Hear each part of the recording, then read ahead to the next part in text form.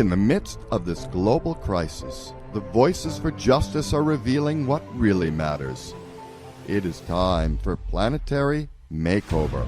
Here we feature solutions and modern miracles in documentary videos that offer hope for our future and remind us all of our spiritual source. Long ago, it was forecast that at this time in history, extraordinary teachers, including the world teacher, would emerge to help us as we build a world that works for everyone. Now, here's your host of Planetary Makeover, Mr. David Mynott. Well, hello, everyone. It was probably about 30 years ago that Frances Oman, the filmmaker, had discovered this in ancient Himalayan texts, that what's happening now was talked about way back when.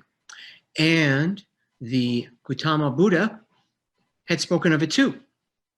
And he had predicted that at the end of this age, and good riddance to it, it's so crazy and so violent and so degenerate at this point, that another Buddha would come and that his name would be, wait for it, Maitreya. The same person we're talking about now, they knew thousands of years ago that he'd be coming.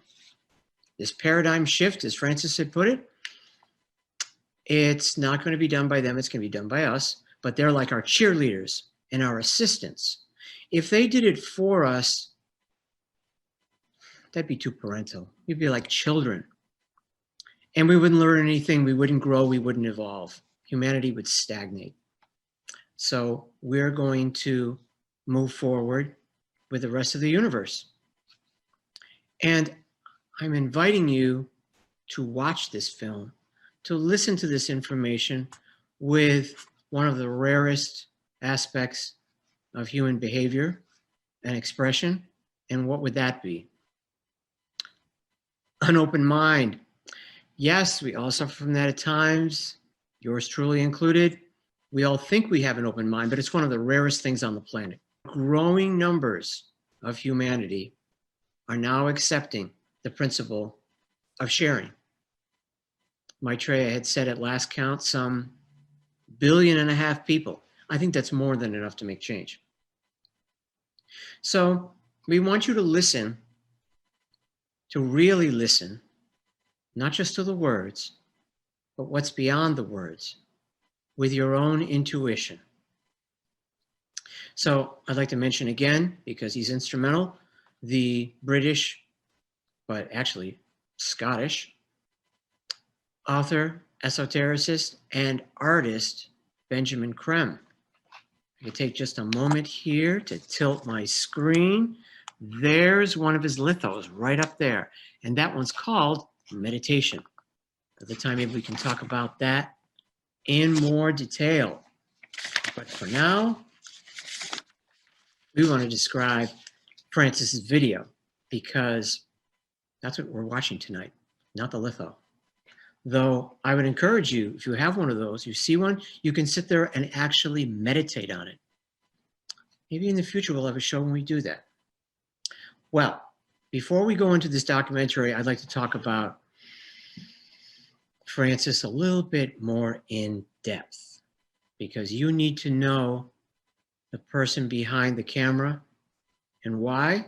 It'll make you appreciate the film, the documentary, that much more. So Frances Oman's documentary work has appeared on the Discovery Channel and PBS, where she has documented what we might call seemingly unrelated events, something the mainstream media seems to specialize in. They show all these stories, but they can't seem to connect the dots. But now, what she has documented, many people, not just Frances, assert that they are connected. And what are some of them?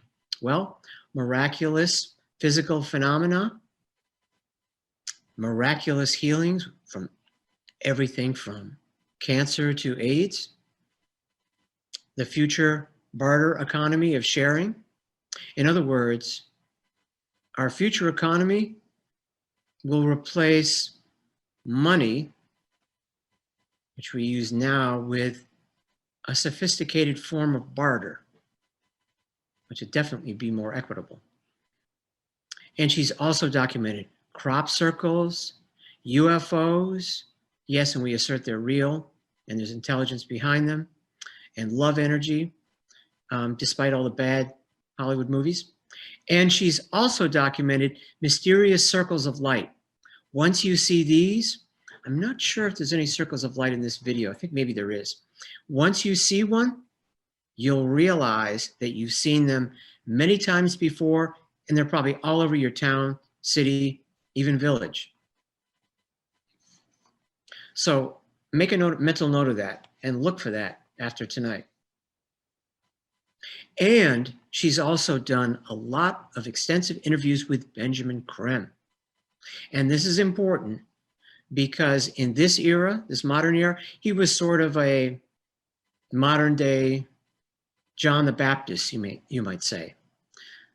Ben shifted consciousness, as we like to say, in 2016, only 4 years ago, but in many ways, he's still with us. So that brings us to another aspect of the future, the near future. Beyond this video, and the many others that you will see, Frances Oman, who's only just getting warmed up, has another one in the works. And that one's called Countdown to Now, Quantum Leap for Planet Earth. And it's interesting that Frances started on this journey some 40 years ago. She was an artist and a writer. And on top of that, she had the most important job on the planet, which is motherhood. And she was trained in video production, and she had gone to college on a journalism scholarship, but she thought she was going to use those skills just to document her artwork.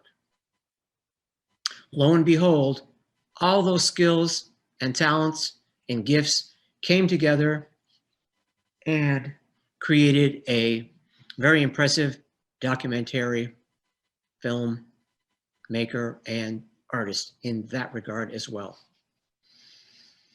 And years ago, in 1988, as I mentioned earlier, she saw a CNN television report about an appearance by a mysterious man in Nairobi, Kenya. And he appeared out of thin air, dressed in white. It was at an open air prayer meeting run by Mary Akasa. And Mary was an impressive figure in her own right. And he began to address the crowd, which gasped when he appeared, in perfect Swahili for about 15 minutes or so. And during that, he pulled out of his robe a glowing cross of light. And there were many miraculous healings that occurred during that appearance. He told the group his primary focus to begin with was ending world hunger, and that he would come again. And with that, he went to leave, walked down the street, and again, vanished into thin air. We contend that's the same person that many people have seen since, including on television. He's probably done about 150 to 200, closer to 200 interviews by now, but as an ordinary man, under another name.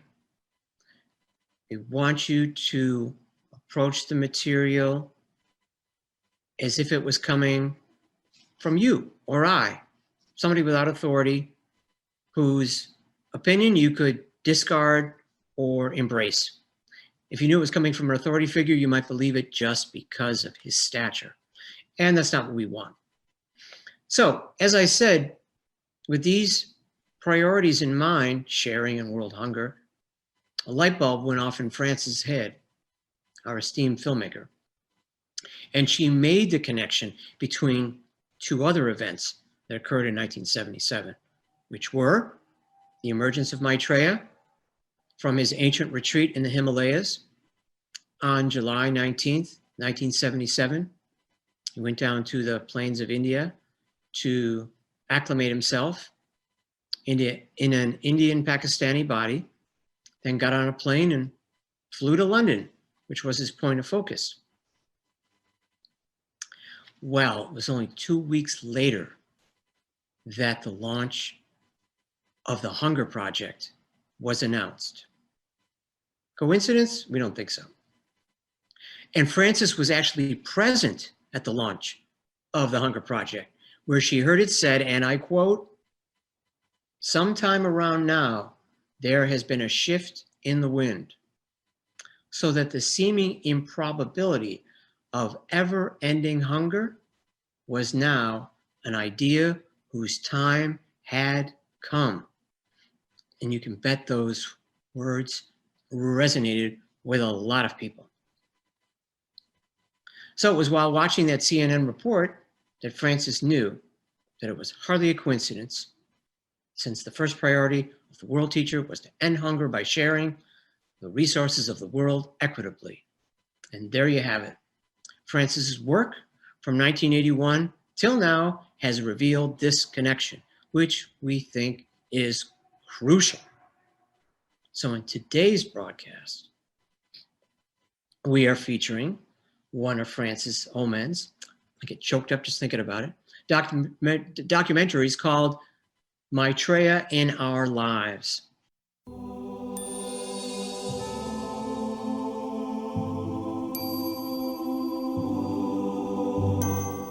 The second coming of Christ will not be a celestial spectacle in a distant future, but is instead a real event, unfolding since 1977 behind the scenes of everyday life, and signifying the reappearance of a great spiritual teacher for all people, a world teacher, who is not only Christ returned, but also the long-awaited Messiah, the Imam Mahdi, Krishna, and the fifth Buddha, all one and the same individual. This world teacher, whose name is Maitreya, stands at the head of an enlightened group known as the Masters of Wisdom, who are here to help humanity solve the problems of the world. He's not a religious teacher, although I believe he's the one expected by all the world's major religions, but he's here first and foremost as a teacher, as a friend and a guide, and that the reason he is here is to lift our consciousness, make us aware of the significance of the time we live in. Never before in human history have we had the capacity to destroy ourselves. We have the power to do that. So we are pretty much at the cliff edge. We've got the choice either to destroy ourselves or to change direction, to move forward and create a new golden civilization.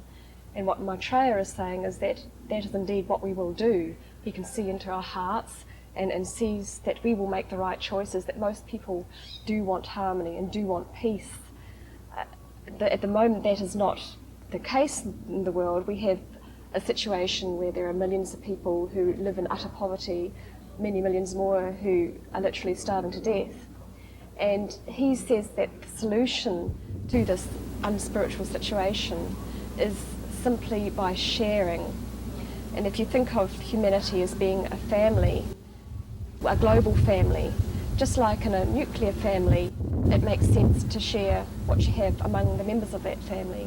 And so what he is saying to us is that if we really want peace, then we need to share the resources of the world so that all have adequate food, housing, healthcare and education. What struck me as the most important thing and the most significant is that Maitreya's message is we need to share the resources of the world. We can't have people starving in a world of plenty. And if there is a teacher of that stature, when I first heard that, I thought that would be his message. That would be what the Christ would have to say. That's what Jesus said. You have to take care of the poor. You have to take care of your brother. And so when I heard that that was his message, I knew that this is probably the right teacher. Maitreya to me is a person that from looking and studying a lot of the religions, and is a person that all religions talk about, including our own Indians who talk about the Pale One and the return of the Pale One. And I find that fascinating, how this one person is really connected into all those religions. I can go all the way back to my childhood and speak about the almost death I had from an appendicitis attack, where I was saved by a vision that came to me and said, "You are very sick, you must seek medical attention immediately." Unfortunately, as a child, I thought in ways that perhaps were not very adult, and when I was told it was a matter of life and death, I was ready to choose death as long as I could go with this miraculous being who came to visit me. At that point, I was told that no, it was important to stay in this world because a great teacher, the one I would know as a Christian, the Christ, would be here in my lifetime, and I would not want to miss that event. That went on. I remembered those events all my life, and when the story of Maitreya began to appear, I knew that now the time had come. And from then on, a series of events took place, meeting a few masters, absolutely convinced me that this was an extraordinary world we were living in, and we would soon all be having these experiences, and we'd all understand exactly what was happening. There's a great new age dawning, and our young children and all the peoples of the earth in the next millennium will come into a golden age, an age where there will be peace. States and nations will learn and be stimulated to cooperate, and there'll be a time when new information will be dawning on humanity. Scientists will have new information, and medical discoveries will be given, new energies will be given that take away all the fear of all our perhaps energy sources drying up. There's no need to fear, because new energy sources will be discovered, and they are known at the present time. There'll be new ways of clearing up pollution. The Maitreya and his masters, there's a whole group of them in the world at the present time working through educational, economic and political industries. They're not known as masters, but they're very enlightened people already in the world working in those, and they will stimulate us to create ourselves this new world, and will be greatly helped by the energy. Maitreya has come out. No doubt there's going to be more fear on the part of people who are confused about who Maitreya is. Well, if Maitreya is here and he's the Christ, then who is Jesus? I would say to those people that they have to look at themselves and see how they've been conditioned by their traditional religious presentation of reality and traditional religious presentation of who the Christ is. That those ideas have to be broadened, if you will, so that they can accept a new way of presentation, a new way to look at this story. Because there is no reason to be afraid. Jesus is a very advanced master, is here to help us. And what's so wonderful and fabulous about this story is that not only is Jesus here, but his master, Maitreya. So our chances of getting through all of this mess in the world and correcting the problems is greatly enhanced by having them both here. We don't need to fear the Lord Maitreya because we're all children of God. Our Lord Jesus Christ and Maitreya are a part of the same group. They come not as ordinary people, but they come as masters and to teach us how to survive.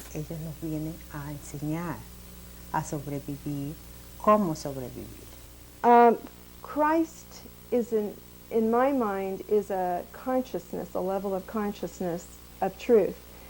And we all can touch that within ourselves, but someone who totally manifests it 100% can be called the Christ, in my mind.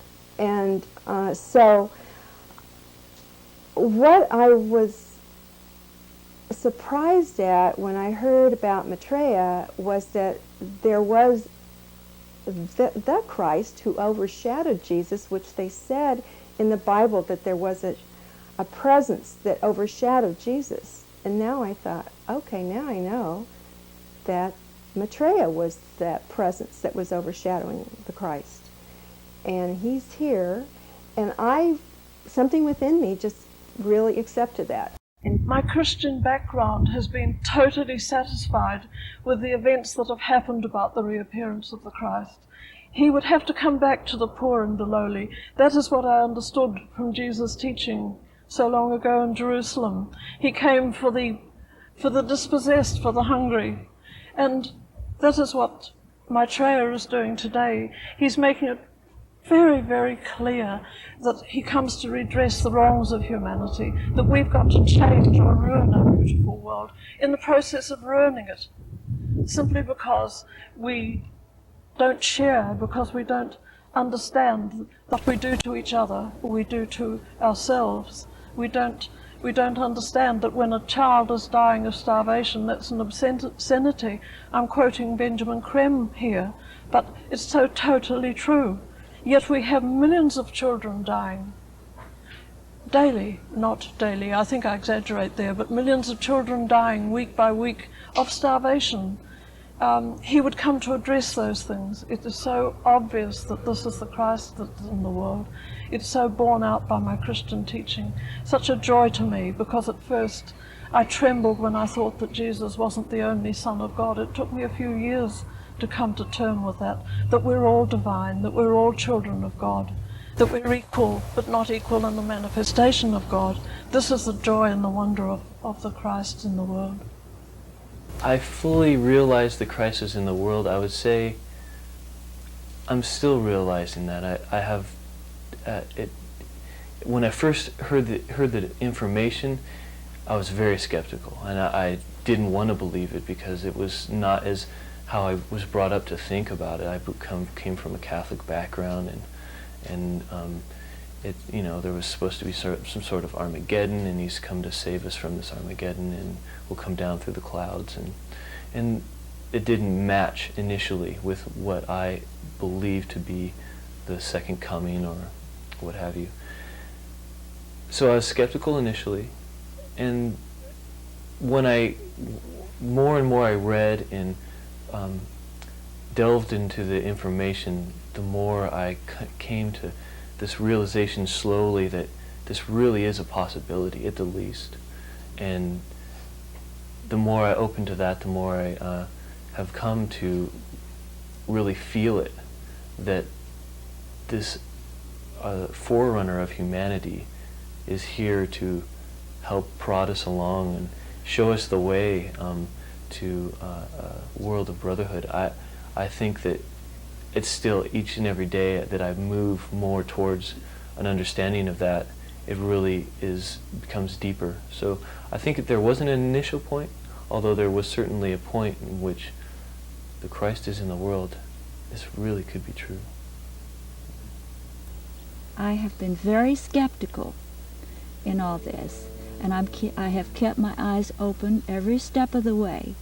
I have to admit this to everyone because, after all, we are in a world that's very traditional, and I have wanted to keep it that way. But I find that the more I look into the Maitreya materials, the more I understand that it does not take anything away from Jesus. It merely adds to him. And it's another dimension, and it's going to help us to save the world, I feel. And the more I see of it, the better I like it. What convinced me of this story at the beginning really only was the feeling. It really was the intuition that convinced me. Of course, the words were exact, precise. All the interpretations of the political, economical, social, and artistic situation were really exact. It was very pure. very respectful of the free will of everything. I truly had never seen something as beautiful as that. Et moi, c'est la première fois que j'ai lu un livre de Benjamin Creme. Et puis, For me, it's when I got in touch for the first time with a book by Benjamin Creme. While reading it, I could feel intuitively a very precise energy pouring from the book, something that had the ring of truth. Also, the content could be related to so many things happening in the world right now that the whole story seemed very realistic for me, far from an illusion. I was very depressed about the world situation. I really wanted to have kids, but I had decided not to have kids because I was afraid we were going to destroy ourselves through pollution if we didn't blow ourselves up with some sort of a bomb or something first, and it just didn't seem like a place I wanted to bring kids in. I really felt hopeless about the world situation. But I had been looking at all kinds of different political and spiritual groups to see where I could put my energy to maybe do something to help ameliorate the situation that the world seemed to be in, this sort of downward spiral we were in. And I heard this message of hope that the world teacher is here, and I'd already thought that there had to be some one world teacher because all the religions sounded like they were expecting the same guy. And because of this message of hope and really feeling absolutely that we are not going to destroy the planet, we decided to go ahead and have this little kid. I'm a musician, and a few years back, before I actually knew anything about the Maitreya story, I was touring in Japan, and people over there used to ask me for my autograph, and I didn't know any Japanese, and they didn't know much English. So I tried to relate a positive message to them, so that I guess the thought that came to mind was a peace sign and a heart and a happy face. And a couple weeks after I came back to the States, I was in a part of town that I didn't really go to, and I was using a payphone, and right before I put the quarter in the slot, I looked on the side of the payphone, and there was a message written in black magic marker. It said, "To Gary," a heart sign, a peace sign, and a happy face. It said, "Still alive and well," and there was a cross, and it was signed the Christ, like an autograph. I learned why Maitreya emerged at this time through Benjamin Creme's book and lectures.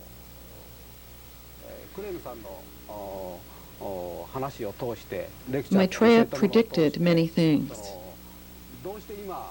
One of those things being the collapse of the worldwide economy starting in Japan. We have already seen proof of this with the burst of the Japanese economic bubble. Not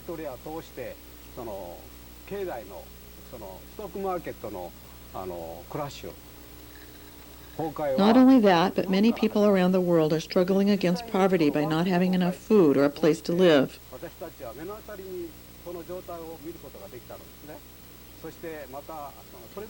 Many people are suffering from these situations, while only a few are making great profits.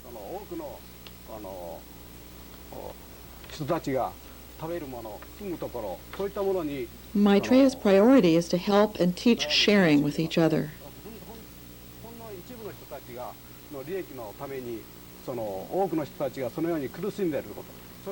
When I discovered Maitreya, I returned to New York from Los Angeles in 1989. In a small Japanese bookstore, I found a book about Maitreya.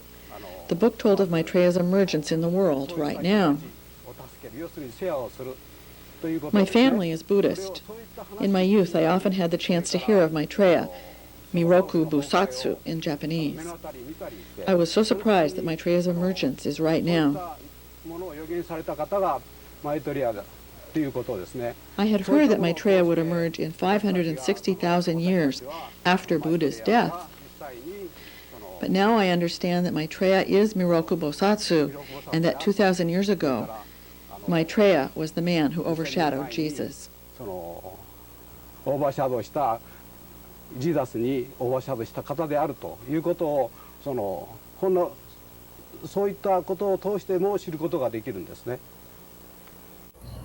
I think we're undergoing a great shift in consciousness right now, and that is being reflected in many ways throughout the world, there's been lots of positive changes that have happened in world affairs that the media don't necessarily put a great deal of focus on. They tend to focus more on the negative, controversial subjects. One, I guess you could call negative event that is going to happen in the near future, but what I see as being very positive, and that and something that Maitreya has forecast will happen, is a worldwide stock market crash, beginning in Japan and having a domino effect so that it affects all the different countries around the world. The previous forecasts Maitreya has made have come true, and at the time no one would have thought they would have. Just to give you a few examples, the breaking down of the Berlin Wall, which has ended up with the reunification of East and West Germany. This happened, it was like miraculous when it happened. It just, the spontaneous uprising of the people when the wall was broken down. And then we've got the ending of the Cold War between Russia and the US. Again, no one at the time, when Maitreya made this prediction some years before it happened, would have thought it would have occurred. The freeing of Nelson Mandela, the ending of apartheid, this is something else that Maitreya forecast. It happened again at a time when people would not have crossed their mind that something like this could have happened, and that is certainly very miraculous. We have a coming together of the people in South Africa that, when the forecast was made, would not have been expected. So these forecasts, to me, have made it even more convincing that the ones that have yet to happen will also come true. This evidence consists of forecasts of the future, predictions made starting in 1988, which, amazingly, included not only unpredictable events, such as major earthquakes, but also the most dramatic, unexpected shifts in political power since the Second World War. Unlike the often generalized predictions of psychics, these forecasts specified the nature of each event, the country in which it was to occur, and, if major political figures were involved, identified them by name. The predictions were published in Share International magazine and sent to news media starting in 1988. The source of these forecasts, Mr. Creme says, is Maitreya himself, who, through his profound understanding of the law of cause and effect, can see the consequences of human actions long before we see them. He forecast several earthquakes that happened, and I mean, people can't do that. No human can forecast earthquakes. Scientifically, they're still trying to, and also he said that whenever there's an underground nuclear explosion, there would be an earthquake somewhere in the world. And I don't know if anyone's done any statistical analysis, but I know you can find a direct correlation statistically between. Yeah, I think every time there's been a nuclear test, there's been an earthquake shortly thereafter. Within a week or two. Ever since it was published that Maitreya had described that, and that's really quite amazing. Yep. Yeah, 20 years ago, a person looked at South Africa, and you thought about the horrible apartheid that had been in existence there for so long, and then in 1988, when Maitreya forecast that situation would end, and it was not long after that Nelson Mandela was released from prison, and look at him today, he's the president of the country. And there's no longer apartheid, but people's rights are more equitable in that society. So that was a wonderful thing that happened. Probably the most important prediction that Maitreya made or forecast was the stock market exchange crash that he said would begin in Japan. And of course, anybody who picks up a newspaper today will find that to be true. There's article after article after article saying how important Japan's economy is to the rest of the world. I think that's, to me, the most obvious. A continuous wave of miraculous events has been reported by news media, but the media has reported these events as separate phenomena, without considering that they may have a common cause, Maitreya and the Masters. Maitreya and the Masters have created thousands of these phenomena. For example, visions of the Madonna, which appear every evening and give secrets to the children at Medjugorje in Yugoslavia. Statues all over the world which weep real tears or tears of blood. Statues in Ireland made of solid rock which somehow opened their eyes and then closed them. There is a 35-foot rainbow-colored likeness of the Madonna, which appeared almost overnight on the windows of a bank in Clearwater, Florida. People come every day to see this striking image, which was once vandalized, but then somehow seemed to restore itself to its original pristine color. There is an icon of Jesus in a church in Sydney, Australia, a large crucifix which exudes pure olive oil. The evidence of Maitreya's presence is being shown in these extraordinary miracles. Among the most stunning, 40-foot-high crosses of light which appear like holograms on the front lawn of a Christian Baptist church in Tennessee. Then there are holy messages. In England, a young Muslim woman cut into a piece of fruit and found the seeds arranged to spell out, "Allah is great, Mohammed is his prophet." Another indicator of Maitreya's presence, healing waters which are beginning to appear around the world, as in Tlacote, Mexico. Some of the most miraculous cures, from cancer and AIDS all the way down to warts and boils, have been reported as a result of people visiting these rejuvenating wells. In addition to the one in Mexico, there's a well in Nordenau, Germany, another in India, north of New Delhi. Eventually, 777 of these wells, created by Maitreya, are to be found on every continent around the world. It has been predicted that there will be no end to this perfectly pure healing water, which is said to have been magnetized by Maitreya with cosmic energy. One of the greatest miracles to be seen on a global scale was the milk miracle in September 1995 in Hindu communities all over the world. The miracle was that ritual offerings to the gods, usually only ceremonial, became real. Surprisingly, Hindu statues appeared to lap up the milk offerings, and literally thousands of gallons disappeared in only 4 days. All these miracles, created by Maitreya, are occurring within every major religion. There's a Lebanese Muslim child who weeps razor-sharp crystals, but without cutting herself. For well over a decade, Maitreya himself has appeared to individuals and groups around the world. One of these appearances was actually documented by a newspaper reporter, with photographs taken of Maitreya, although none of the media, including CNN and others who picked up the story, knew at the time that this was Maitreya. According to the report, Maitreya appeared literally out of the blue on the 11th of June, 1988, near Nairobi, Kenya, before a congregation of 6,000 people. Maitreya spoke perfectly in the language of the people, Swahili, and healed many of those before him.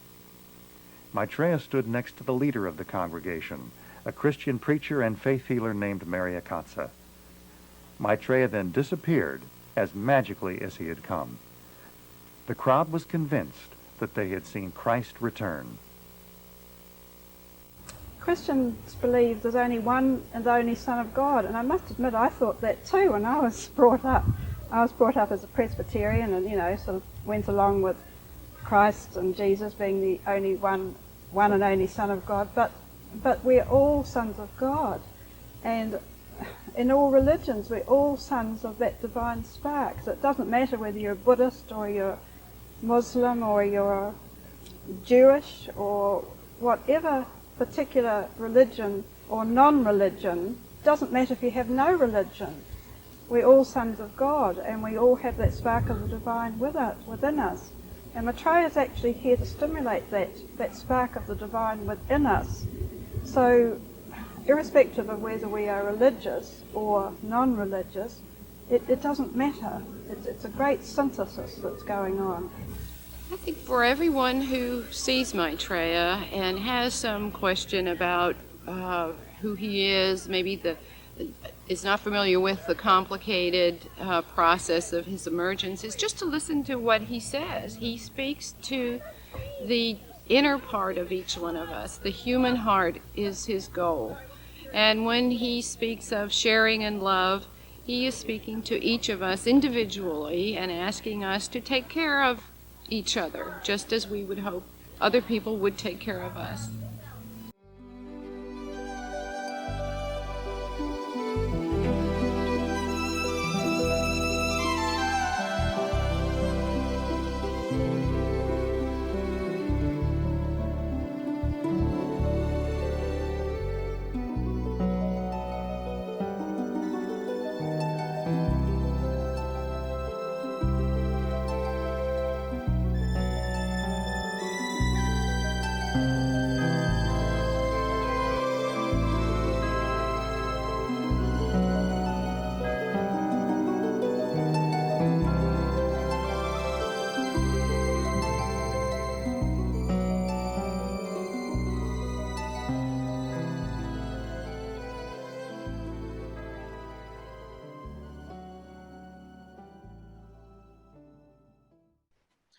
Well, was that astounding or what? Those predictions, those impressions that people had.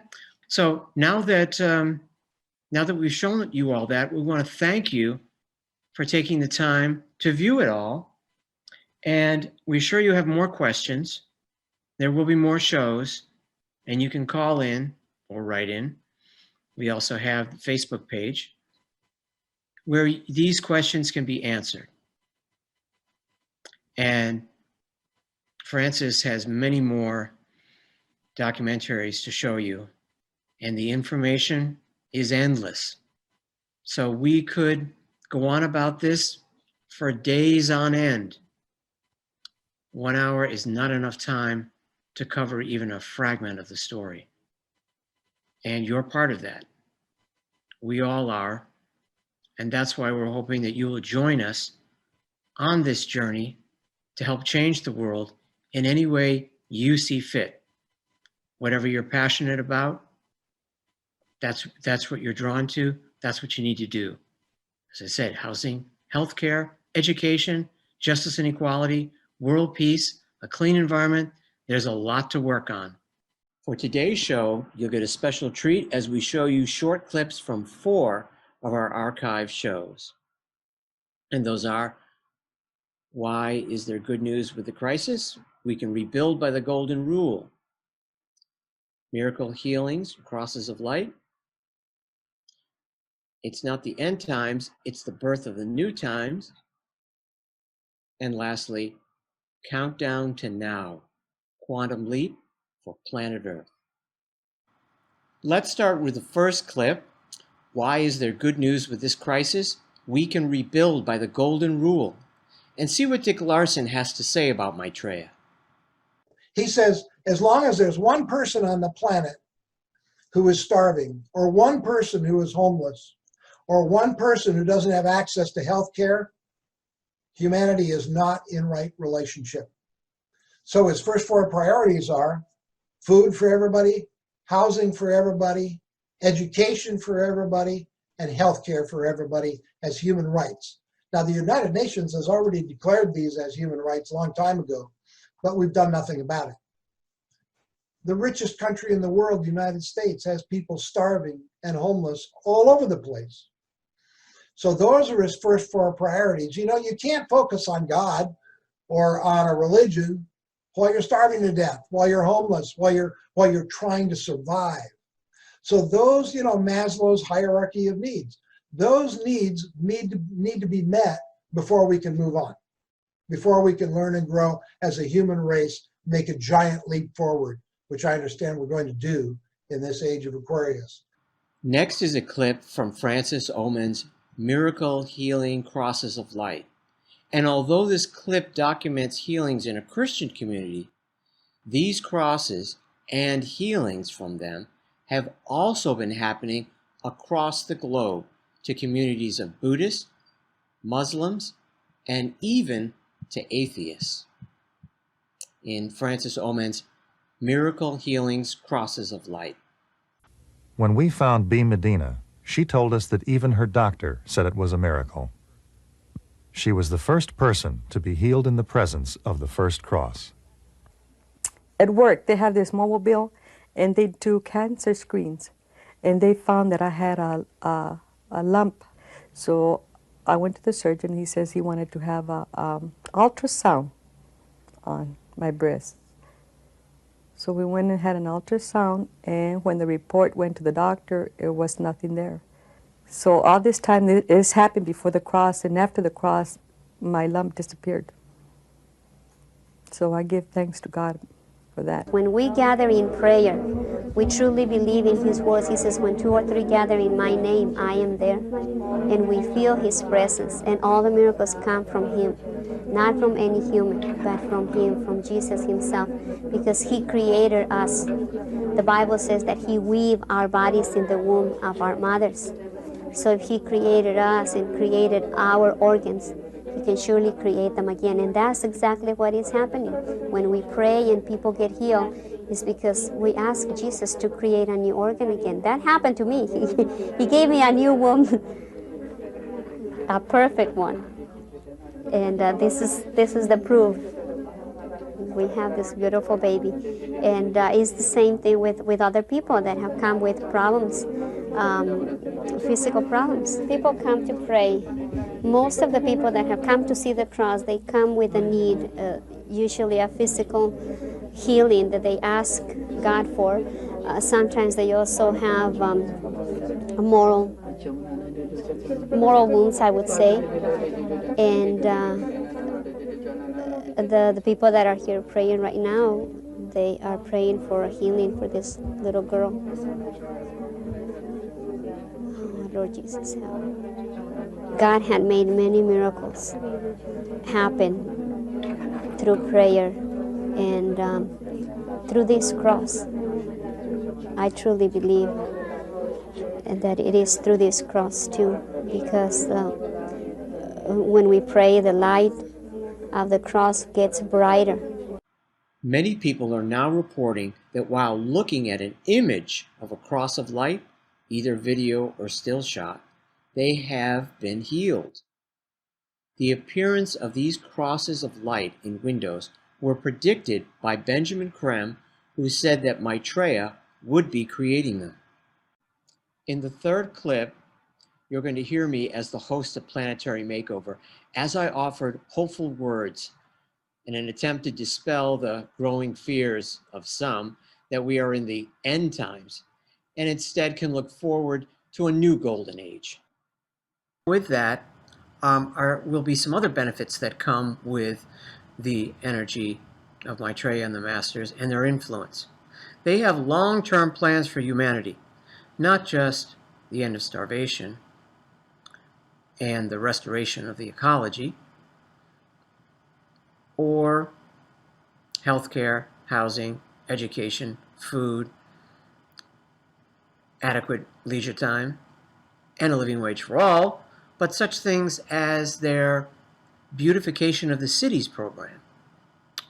And as Ben had put it, Benjamin Creme, in one of his books, he said their current ugliness, poverty and slums, and lack of life is again the result of greed, callousness, and commercialization, meaning in the cities. And this will become a thing of the past. Instead, open public spaces, gardens, parks, and objects of force and temples, which I'll explain, which generate beneficial energies, a sense of equilibrium, and free energy. And the study of forms. It used to be the four-sided pyramid, now it's the three-sided pyramid, the tetrahedron. This gets into the science of architecture and of shapes and of colors and of sounds.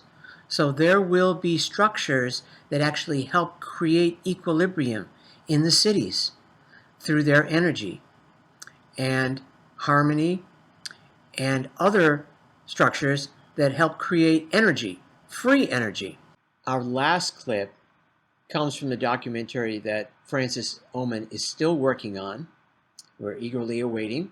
Countdown to Now, Quantum Leap for Planet Earth.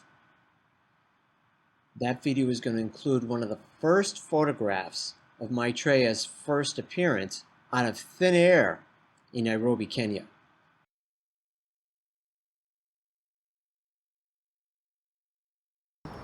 The enormous desire of humanity as a whole now for peace in the world and to resolve these conflicts. It seems that there's an energy pouring in which is creating a unity among the ordinary public, and I think that this will be the powerful tool which will cause the real change in the world. Yeah, the rich folks had all decided to share their money with the poor, and the leaders had disbanded all the armies, not another dollar spent on war. And they'd stop building prisons, put that money in our schools and our neighborhoods. Instead of building bombs and things we don't need, we were all of us working for the greater good. Yeah, they stopped clear cutting the forests and killing all the animals. Stop dumping poison in the ground and the rivers and the seas. Food and shelter, healthcare guarantee.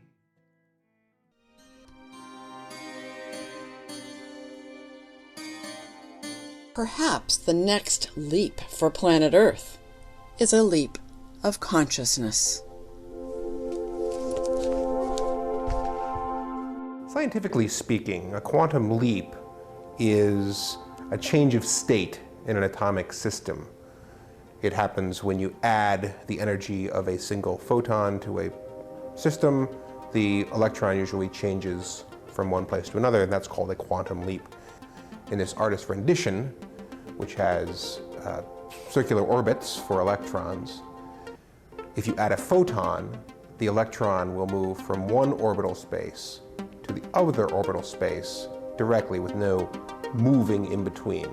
This is what we call a quantum leap. What's it going to take to get from this old paradigm to a new paradigm?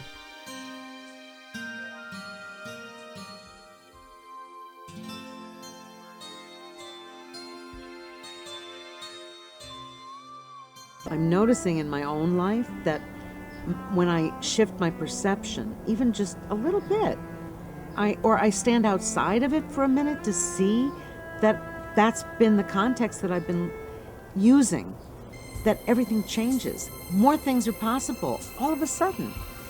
So if there are new things for us to guide us as a humanity on the planet, I'm interested in those things.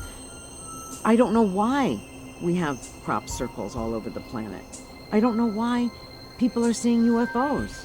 And some people say there's a new coming of a Messiah or a world teacher. I'm very interested in anything that is coming our way that's going to help us make this leap of consciousness. That if we don't get that our old paradigm is really not working anymore, and we will get it. I believe that we will get it, that that's what human beings do, that they make leaps like that. They had to do it when we discovered that the world was round, and they'll do it when we discover that everything's connected, because it is.